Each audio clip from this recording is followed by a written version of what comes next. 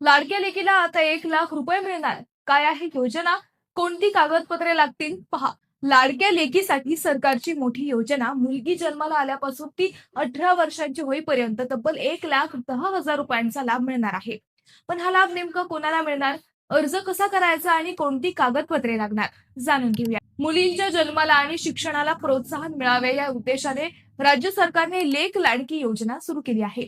पात्र मुलींचे पालक आपले सरकार पोर्टलच्या माध्यमातून थेट ऑनलाईन अर्ज करू शकणार आहेत. या योजनेअंतर्गत मुलीच्या जन्माच्या वेळी 5,000 रुपये दिले जातात. त्यानंतर मुलगी पहिलीत गेल्यावर 6,000, 7वीत गेल्यावर 7,000 आणि 11वीत प्रवेश केल्यानंतर 8,000 रुपये दिले जातात. आणि मुलगी 18 वर्षांची झाल्यानंतर तब्बल 75,000 रुपयांचा लाभ दिला जातो. म्हणजे वेगवेगळ्या टप्प्यांमध्ये मिळून एकूण 1,10,000 रुपयांचा लाभ मिळणार आहे.